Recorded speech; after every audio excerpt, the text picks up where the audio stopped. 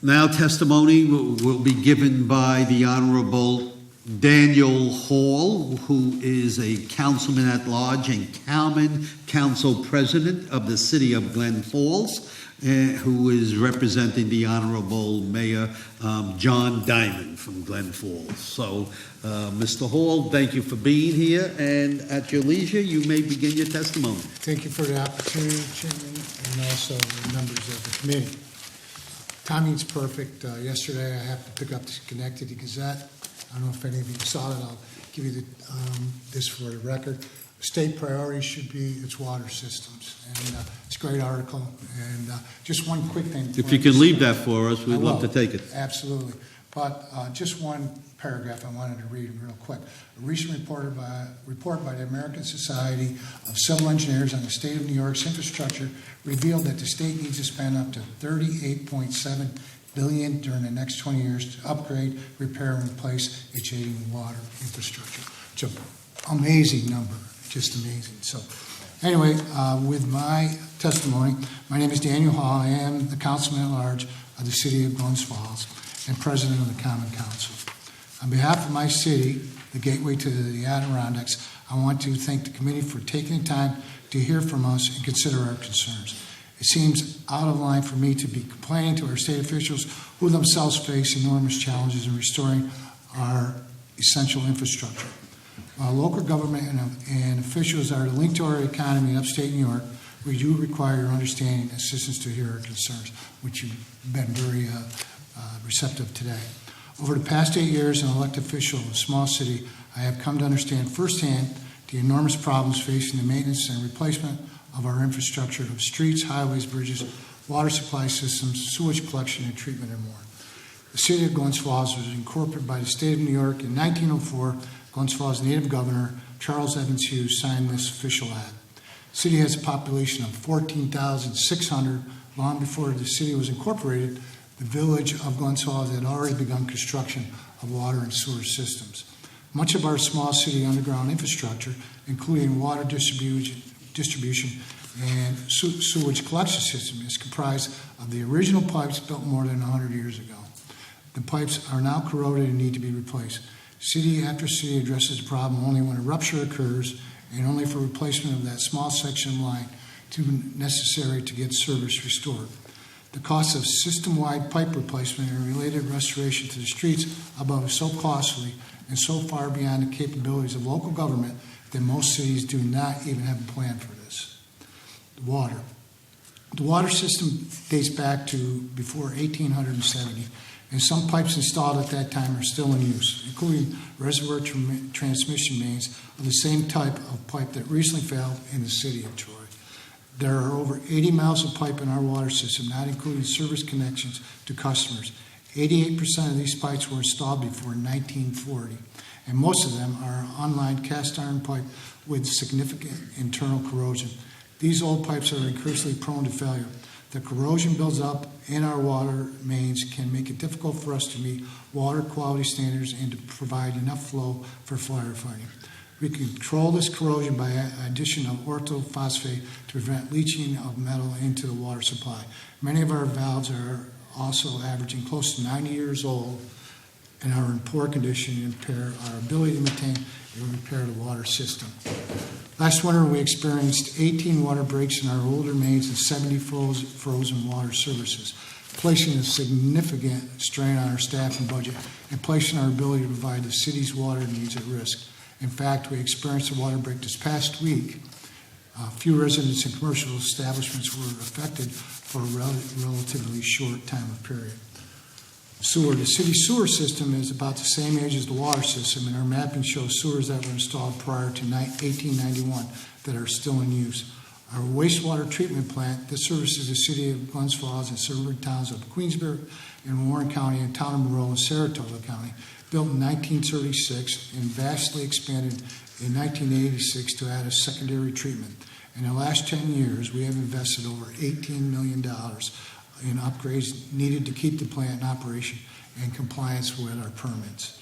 Like the cities of Albany Pool and other older communities throughout the state, the city of Glens Falls is working toward completion of our combined sewer overflow long-term control term plan.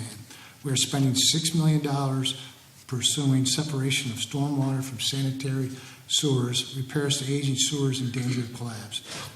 Whenever possible, we integrate these improvements with other projects such as street improvements and upgrades.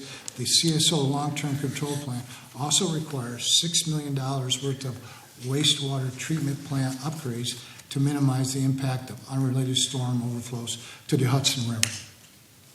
We understand that the cost of infrastructure does require local responsibility, and that's why we as the city is participating in a regional sewer New York State Department of Local Government Efficiency Grant with 4 other communities evaluate the implementation as appropriate, the potential savings, efficiencies for development of a 3-county regional plan, Upper Hudson River, for 1 regional or shared administration fiscal services, shared or consolidation of operational and maintenance activities, 2, regionalization of existing and future needs of wastewater collection, conveyance, treatment, and biosolids, handling and disposal.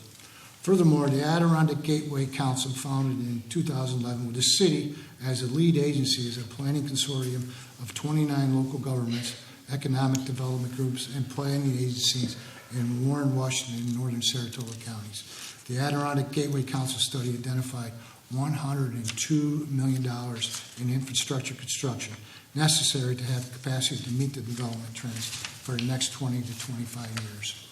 The study identified $20 million of improvements necessary at Glens Falls and Washington County wastewater treatment plants, and $82 million for other infrastructure. Proposed improvements would address a critical shortage of sewer capacity in Kingsbury, Hudson Falls, Fort Edward, and expanded capacity in other communities. Debt.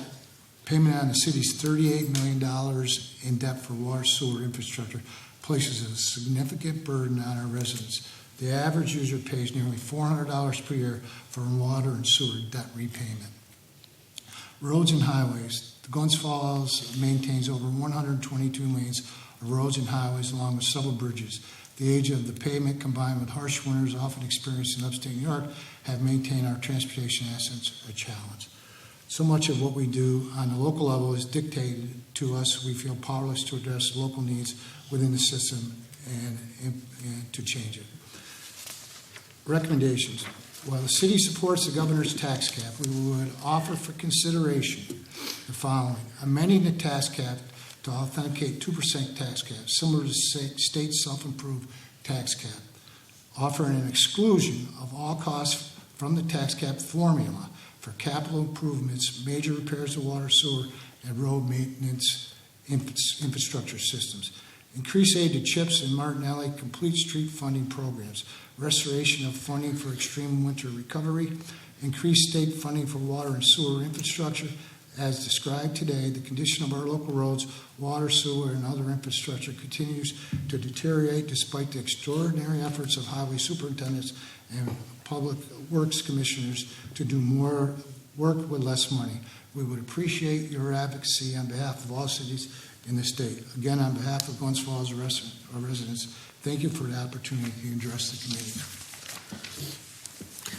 Mr. Hall, thank you very much for your testimony. It's greatly appreciated. And it seems to be the consensus of just about everybody who appeared here today that given all of the infrastructure needs that the municipalities have, water and sewer seems to top the list by far. Absolutely. As I was listening to the mayors before me, they're saying exactly what I would say. So it is a problem. We in the Glens Falls area, we have, as I mentioned in the testimony, we have Adirondack Gateway Council, which is again a consortium of communities surrounding Glens Falls. Because we're the only city north of Saratoga, all the way to Montreal. We're really, there is Plattsburgh, but we're the main city between that area. Again, for the history, people came from the Adirondacks, from all over to Glens Falls. That was the shopping area. Before they put Route 87, Route 9 went through Glens Falls, and if you look back in the history, our streets were packed with people. We had lots of retail. We don't have that anymore because, as it was mentioned by the other mayors, the suburbs have taken a lot of those citizens. We do have a lot of things going on in our city, though. We have probably about $50 million in investment coming from the private sector. The Glens Falls Hospital has put on some big additions. We have a gentleman who is a developer from Saratoga who is building a 5-story apartment retail complex right by the hospital. So there's a lot of good things going on in our city. But as we have mentioned, our biggest problems are, finding the funding for our long-term control plan, also for, to keep up with replacing the pipes and for the water and the sewer. A number of years ago, we were mandated to redo our dams, and we had to spend $12 million to redo 3 dams. And again, $12 million on a city of 14,000 people, our rates have been going up every year. So. Did you receive any help? $1 million. Well, million's a million, huh? You added at the end of your report here, your testimony, that we have some recommendations for you. But basically, well, you make some adjustments to the state tax cap and give us more money was basically what was there. Exactly. Any idea where we're going to get this money from? I've been asking most of the people who came here today that if we were to make some pool of money that can be available, might you make any suggestions to guide us where we should get this money from? Well, I really don't have anything to add than what the prior speakers had said, when it comes for the money that was given to the state in the lawsuits and so on. But I really would like for you to look at that tax cap part of it too, to see if there's any way that we can, take that out of, the formula. So I think that's the only thing that we can come up with. We'll bring it up with the governor. I'm sure he'll want to listen. Mr. Goodell, you have anything? You mentioned that the water and sewer has $38 million in debt, which translates to roughly $400 per year per resident. Is that all paid through user fee or? Right. Yeah, it's paid through user fees, and again, our rates have been going up every year, and it's really we struggle with that for our senior citizens. We have a lot of senior citizens in Glens Falls, so it's we do have a little bit of funds in our fund balance in our water and sewer funds, but we've been using that slightly to try to keep the rates down. But when we get hit with the $12 million for the dams, and then we get hit with $12 million for the long-term control plan, it's. What are your rates now? What are our rates? I don't have that exact figure with me. And had the state not required you to make those dam repairs, would you have done them anyway? I think there was a plan, to repair them, but it was expedited by the state coming in and saying, you better look at it right away. And we were right after the dam failure in Fort Ann, so it was right in front of everybody, and so it had to get done, and we did it. Now, your water and sewer rates, they're excluded from the tax calculation already, aren't they? Yes. Okay. So you want more flexibility in your general fund? Correct. Thank you for your testimony. Appreciate it. Mr. Hall, thank you, for being here today. Let me just ask you a question here, because I've probably been saying it all my life. It's Glens Fall with an S. You think you maybe drop off that S and make things a little bit easier, make it Glen Falls? Well, I have to tell you, I am in what is called a team dealer in my business. Uh-huh. So I do uniforms and hats, and I can't tell you how many times the order comes in without the S. So I don't know if when you spell check it, it gets rid of the S or what, but I have a few garments that have just Glen Falls. I understand. You may save yourselves a lot of problems, and you know what? Get rid of the S, and maybe the state will throw in some money to help you with that. Listen, thanks a lot. Thank you very much. Okay, we appreciate it. Please, we want that. Thank you. Thanks again.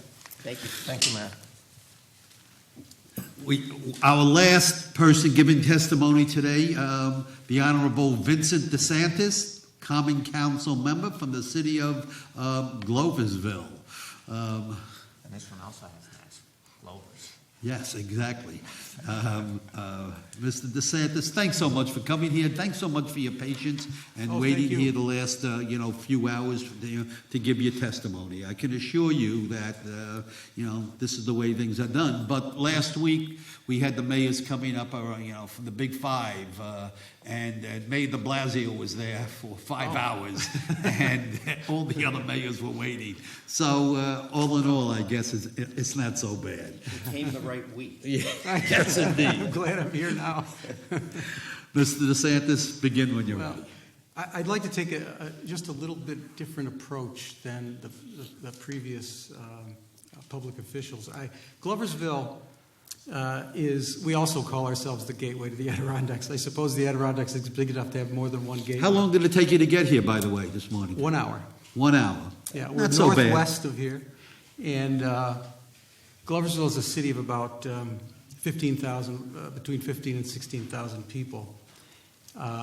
It has 30% of the population of Fulton County living in the city. The city of Johnstown is next door, which has about 15% of the population. So the two cities together have about 45% of all the people in the county. Gloversville has Gloversville and Johnstown are the only two cities in the state of New York, I believe, that have independent water boards. Water boards that are independently elected and run the water systems, the two water systems independently. Gloversville and Johnstown together have a joint sewage treatment facility. So the two cities own the sewage treatment facility in common. Just last year, Gloversville agreed with the county of Fulton to share its water system, so that to develop a county-wide water system. The city of Gloversville has a tax rate of $21 per $1,000 of assessed valuation. The town of Johnstown, surrounding both cities, has a tax rate of $1.50 per $1,000 of assessed valuation. So you can see the challenge that we have. Gloversville was once a thriving industrial city, producing approximately 90% of all the dress leather gloves in North America. And that, in the late 50s, early 60s, that industry began to go overseas. And now Gloversville it used to have a 25,000 population, now has a 15,000 population. It has one of the highest poverty rates in the state. And we have this beautiful historic downtown, but with not enough businesses in it. And so our sales tax revenue needs to be boosted. And what I think is the focus of the mayor and council right now is focusing on redeveloping the urban core. So we're talking about, and when I say the urban core, the downtown is surrounded by this donut of substandard housing, of deteriorated neighborhoods. And at this moment in time, we have lots of really good people at the heads of our departments, and we're all on the same page. And we're moving forward to enforce our maintenance codes very aggressively, in eliminating substandard housing, because this substandard housing develops a population with problems, because they have housing problems. They're raising their children in substandard conditions.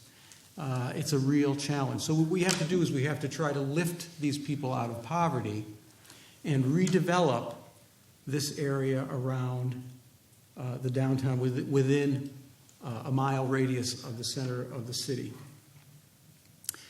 And in doing that, we begin to redevelop the downtown. We have this beautiful historic downtown, and we just did a comprehensive plan not last year, but it was enacted last year, but it was developed in 2014. I was on the steering committee for that master plan. We had several public hearings, and there's a tremendous amount of interest in redeveloping the downtown.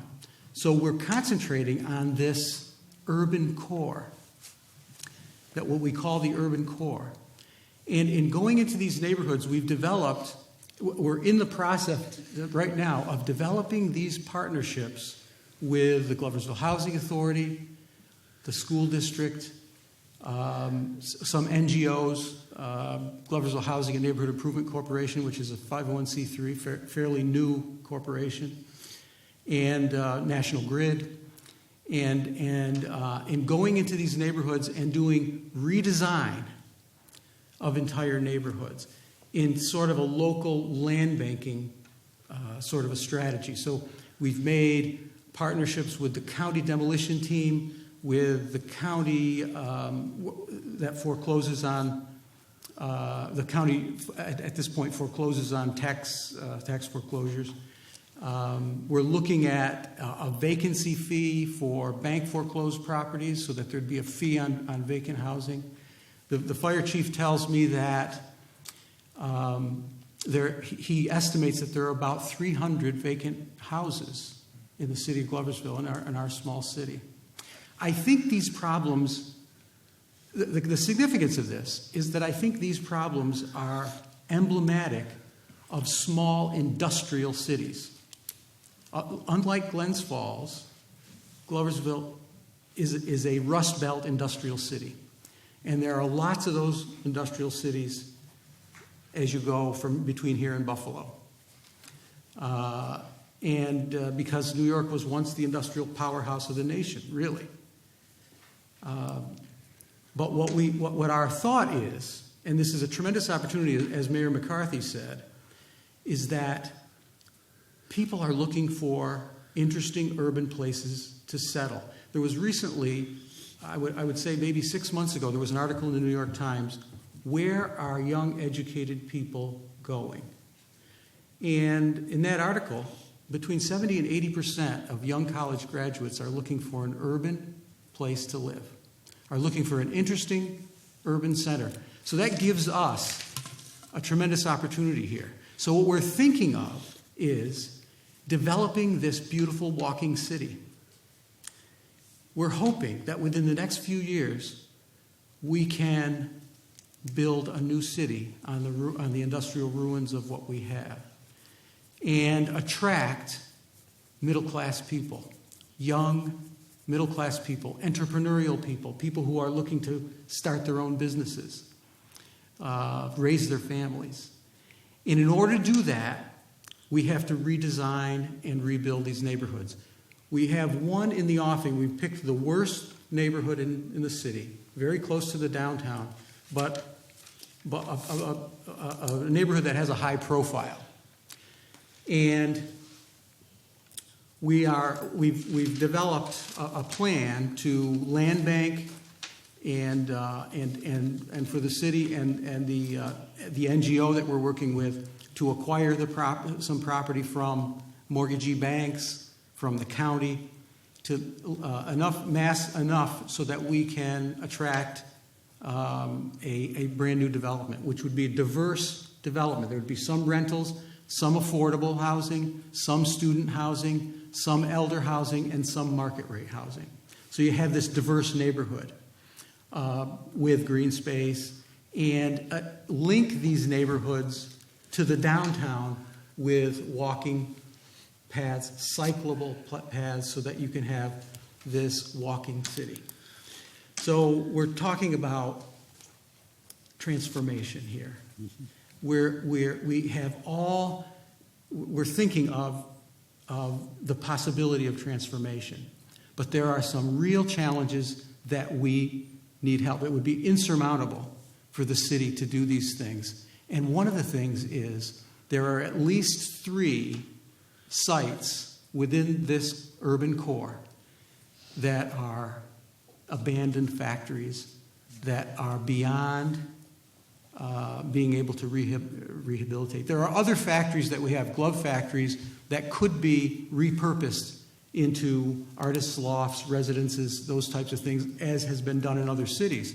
But there are some places that really have to be reclaimed, because you can't rebuild a neighborhood with an unattractive hulk in the middle of it. The other thing is the street infrastructure. We can build new houses. We can attract private development that will augment what we're doing as a city. But the streetscape, curbs, sidewalks, street trees, those types of things that attract the right people, that would give a boost to our city. The price tag on those things is so high that we really can't get there. So what I would suggest is a fund for reclamation of former industrial sites. And what I would also suggest is a reasonable way that the city could approach when we're doing a particular neighborhood, a particular census tract, that we would be able to apply for funding for streetscape improvements. And while we're doing that, the infrastructure that the other mayors and the other city officials were talking about, the water and sewer infrastructure, which is, we have water lines and sewer lines in the city that are from 1870, when Gloversville was a village. Because of the leather, the tanning industry is a very water-intensive operation. So Gloversville developed its water system very early for tanning leather, and of course from the tanneries then to the glove shops that were making these gloves and shipping them all over the world. So we have this water system, the Gloversville water system, that could probably supply a city of 300,000 people. But the infrastructure in the city is in need of maintenance and repair. And to anticipate your question, Mr. Goodell, the town of Johnstown gets the water at the same rate as city residents do. It used to be 2.5 times our rate, but now that we've agreed with the county to regionalize our water system, it's become it's the same rate. Mr. DeSantis, a very refreshing testimony, different from what we've heard today. So let me get it in my own mind what you've been saying. Mm-hmm.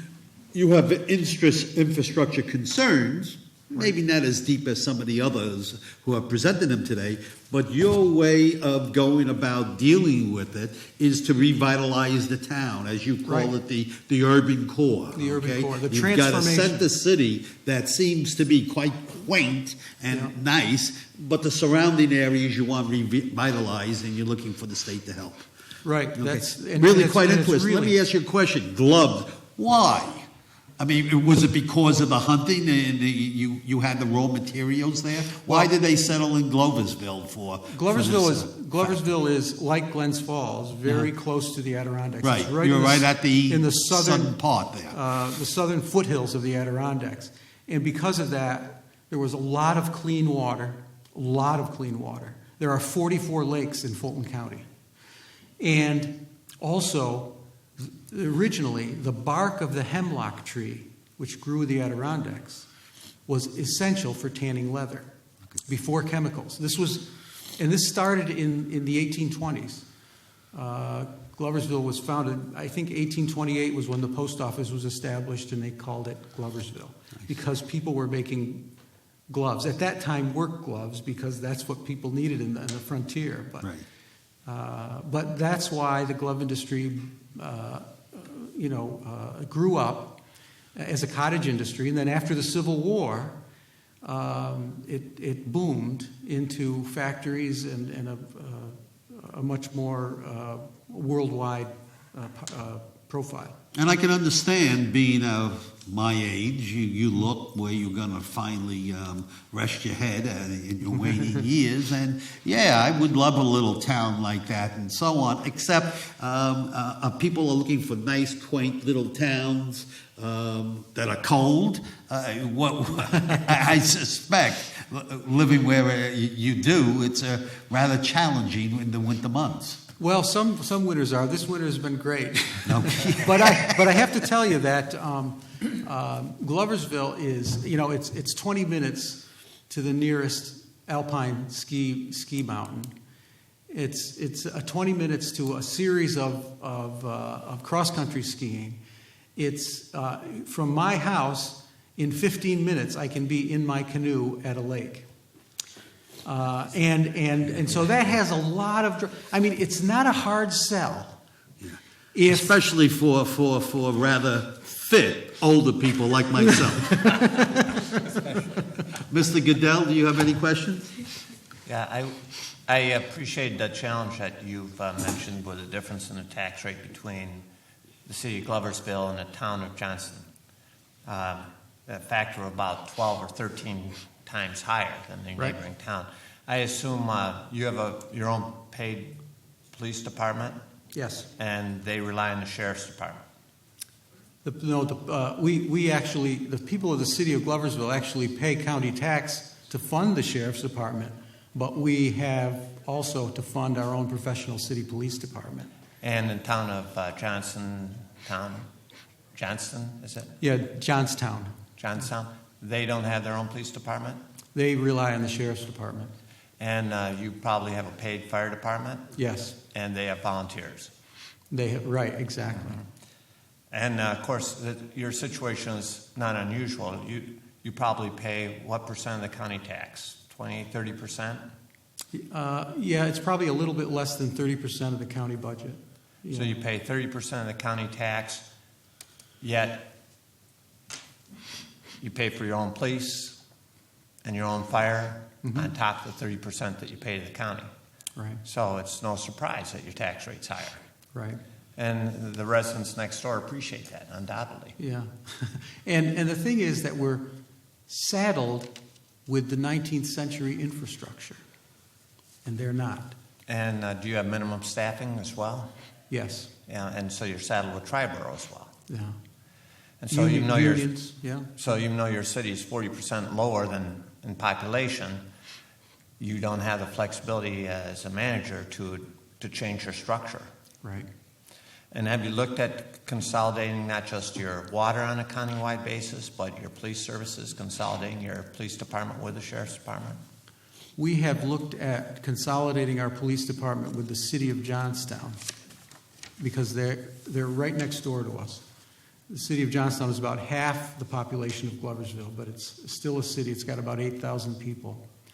And they have a professional police and fire department as well. So there was, a matter of fact, several years ago, maybe 15 years ago, there was a study that showed that we could save money by consolidating the two police departments. But the city of Johnstown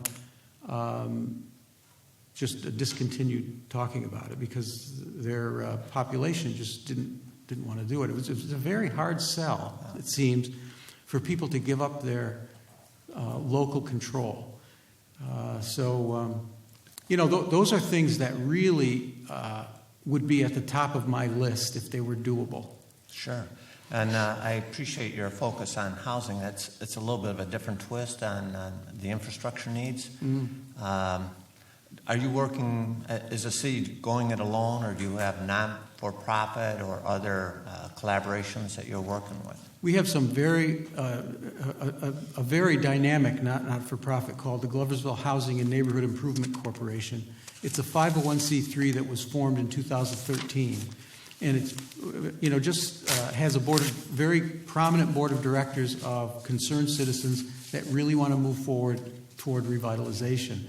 And so the city has a real active partner in that NGO. Mm-hmm. And also the Gloversville Housing Authority, which is a federally funded housing authority for affordable housing. They are on board with being part of the solution as well. Good. As you know, there's a lot of funding opportunities that are a little bit different, whether it's tax credits, funding from DHCR, Housing Trust Fund. Mm-hmm. I don't know if you are eligible for CDGB funds. Yes. That can be helpful.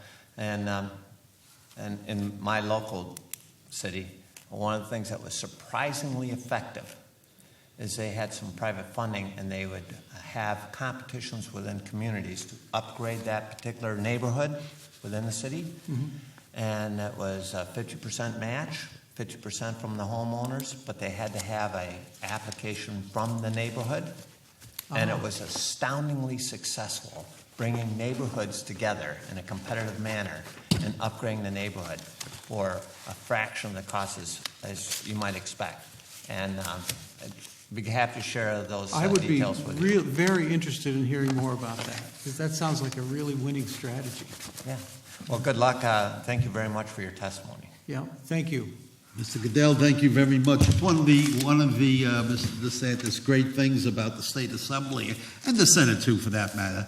The different people we have in it, and the wealth of knowledge that they all have encountered over their lifetime, and by sharing these fine ideas, we can come up with some innovative solutions. We thank you for being here. We thank you for your testimony, and we thank you for looking at this situation in a different way than some of the others have presented. And we will take that to heart, and hopefully it will do good for not just your city, but many other cities throughout the state. Thank you again for being here. Thank you and again thank for having me. everybody for being here today, along with the staff of the city's committee who worked so hard to put this together, and my ranking member who was gracious enough to come today. Everybody have a good day. Thank you. All the people out there in the audience, thank you for being here. Okay. Thank you, Mike.